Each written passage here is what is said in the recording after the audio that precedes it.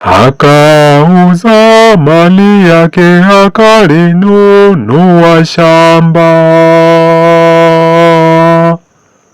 Tumsifu Yesu Kristo. Wapenzi wa mashairi, karibu kwa shairi langu ambalo nataka katika Injili ya Mathayo sura ya 13 kuanzia mstari wa 44 hadi wa 52. Karibu. Yesu aliuambia umati ule, jamani, falme wa mbinguni pia umefananishwa, yani hazina lofichwa pia udongoni wa shambani. Akauza mali yake akalinunua shamba. Mtu alipogundua alificha tena, kwa furaha kaendea kuuza maliye tena, kaja akalinunua lile shamba kamfana.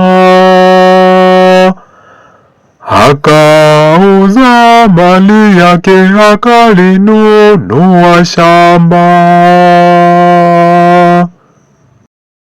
Ufalme wa mbingu tena mefananishwa ni pia mwana biashara kina lulu akitafutia, ya thamani akiona kwa mali atanunua. Akauza mali yake akalinunua shamba.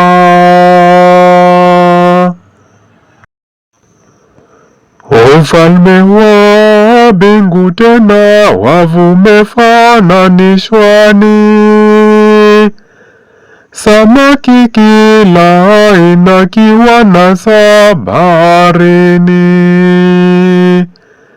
Wavu unapoja tena unavutwa kando pwani.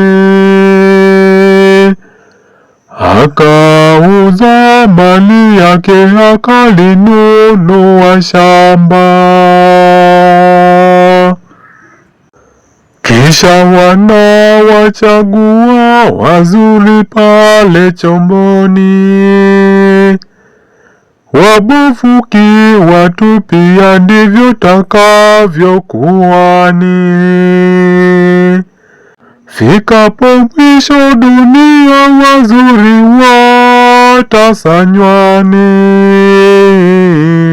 watasanywani. Akauza mali yake akalinunua shamba.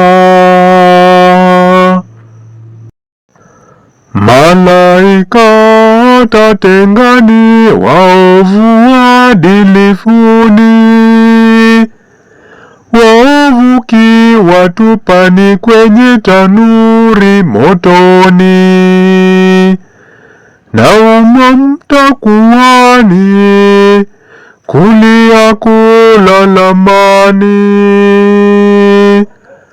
Akauza mali yake akalinunua shamba. Yesu kawaulizia, mmelewa hayo yote? Ndivyo tumelewa pia, wakajibu wao wote. Yesu akaendelea kufafanulia wote. Akauza mali yake akalinunua shamba. Mwandishi apate kuwa mfuasi falmeni, mbingu kifanana kuwa mkuu wa kiamboni. mpya na kale kitoa, katika hazinani. Akauza mali yake, akalinunua shamba. Akauza mali yake, akalinunua shamba. Na neno litasimama. Amina.